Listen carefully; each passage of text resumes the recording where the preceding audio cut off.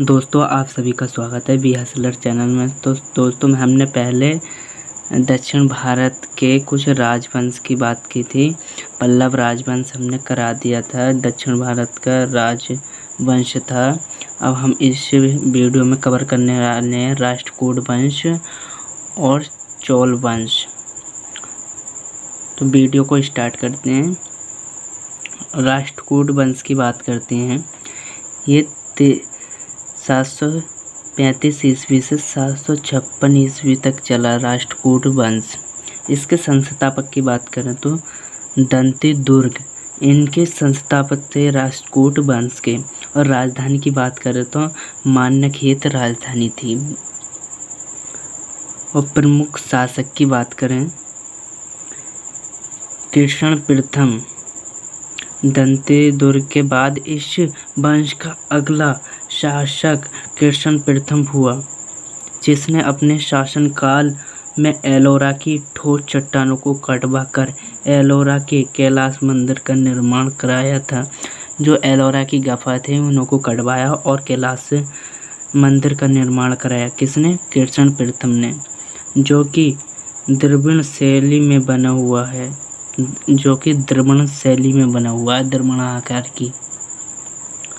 ध्रुव दंती कृष्ण प्रथम के बाद ध्रुव आया। ध्रुव ने क्या करा? गोविंद द्वितीय को हरा कर शासक बना। ये गोविंद द्वितीय को इन्होंने हरा दिया। हराने के बाद शासक बना। ध्रुव ने गंगा यमुना के प्रतीक चिन्ह को बना राज सिंह बनाया। यमुना के प्रतीक जो चिन्ह है ना, उसको राज चिन्ह बनाया। किसने? ध्रुव ने।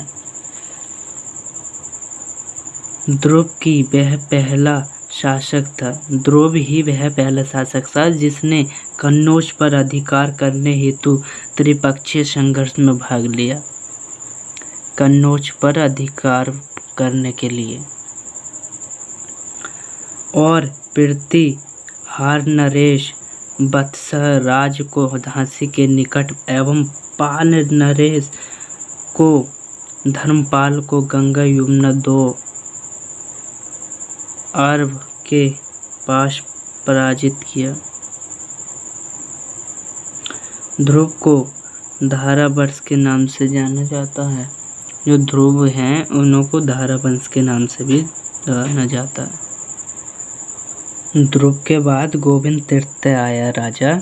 महाप्रपाती शासक था। यह महाप्रपाती शासक था जो था गोविंद तृतीय। इसने पल्लव, पांड्य, केरल, प्रतिहार और गंग शासकों को पराजित किया। इसके बाद आता है अमोघ वर्ष। इनके पिता जो है गोविंद तृतीय। गोविंद तृतीय के बेटा बने हैं अगले शासक। शासक की बात करें, एक महान शासक थे जी। और इनके गुरु, ये जैन धर्म का अनुयायी था अमोघ वर्ष। और गुरु जैन आचार्य जिनसेन इनके गुरु थे, अमोघ वर्ष के गुरु थे। नेक्स्ट, इसने कन्नड़ भाषा में एक काव्य ग्रंथ कवि राजमार्ग की रचना की। अमोघ वर्ष ने राजमार्ग की रचना की। और इसके बाद कृष्ण तृतीय आते हैं। कृष्ण तृतीय ने तकोलम के युद्ध में चोल शासक प्रांतक फर्स्ट को पराजित कर दिया। जो तकोलम के युद्ध में शासक प्रांतक थे उनको पराजित कर दिया था इन्होंने, कृष्ण तृतीय ने। इसी के दरबार में एक कन्नड़ भाषाई कवि पौन रहा करते थे और उन्होंने शांति पुराण की रचना की। जो इनके दरबारी रहते थे ना कृष्ण तृतीय के, उन्होंने शांति पुराण की रचना की थी। और इसके राष्ट्रकूट वंश के अंतिम जो शासक थे ना, कर्क द्वितीय थे। इनकी हत्या जो है तेलप द्वितीय ने कर दी थी। एलोरा और एलिफेंटा गुफाओं का निर्माण राष्ट्रकूटों के समय हुआ था। जो एलोरा और एलिफेंटा की जो गुफाएं हैं, इनका जो निर्माण हुआ था राष्ट्रकूट के वंश के समय ही हुआ था इसका निर्माण। एलोरा में 34 गुफाएं, जो एलोरा में है ना 34 गुफाएं हैं। 1 से 12 तक बौद्धों की गुफाएं, जो 1 से 12 तक है ना बौद्धों की गुफाएं, और 13 से 29 तक हिंदू की गुफाएं हैं, और 30 से 34 तक जैनों की गुफाएं हैं। दोस्तों हमारा राष्ट्रकूट वंश समाप्त हो गया। अब करते हैं स्टार्टिंग चोल वंश की। चोल वंश 850 से 1279 ईस्वी तक रहा। चोल वंश 300 ईस्वी में पतन हुआ था चोल वंश का। 850 से 1279 फिर उदय हुआ। 1279 में फिर उदय हुआ था इसका।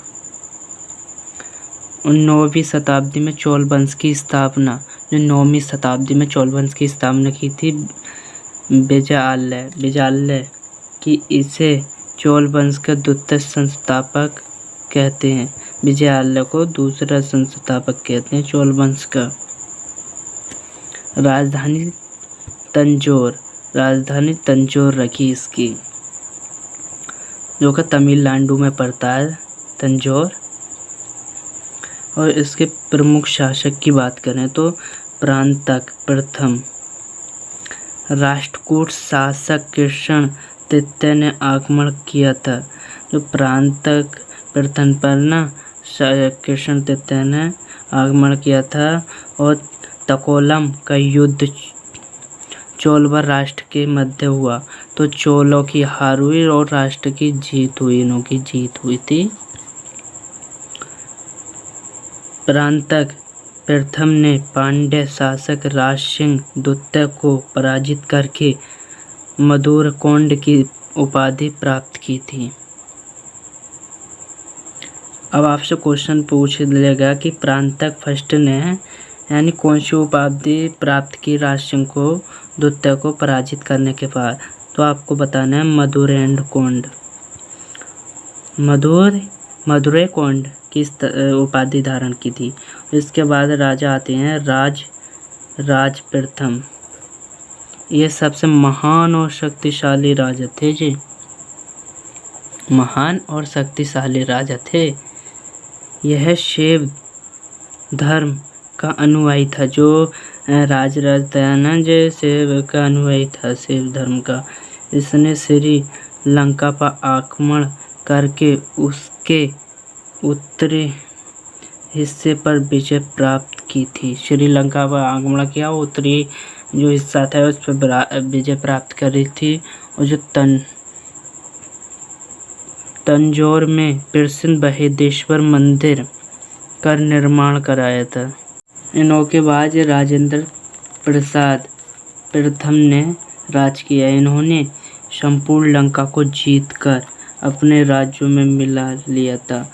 और राजराज ने क्या किया था, उत्तरी लंका को जीता था, लेकिन उन्होंने पूरी लंका को जीत कर ना अपने राज्यों में मिला लिया। इसने गंगे कोंडचोलपुरम को चोलों की नई राजधानी बनाई। इन्होंने सुमात्रा यानी इंडोनेशिया पर आक्रमण किया, वहां के राजा शैलेंद्र को पराजित किया था इन्होंने। ये चोल वंश के अंतिम राजा थे। अगर आपसे पूछे कि चोल वंश के अंतिम राजा कौन थे, राजेंद्र प्रथम चोल वंश के लास्ट राजा थे। अगर गाइज आपको इन नोट्स की PDF चाहिए तो आप टेलीग्राम चैनल ज्वाइन कर सकते हो। आपको टेलीग्राम चैनल का लिंक डिस्क्रिप्शन में प्रोवाइड कर दिया जाएगा।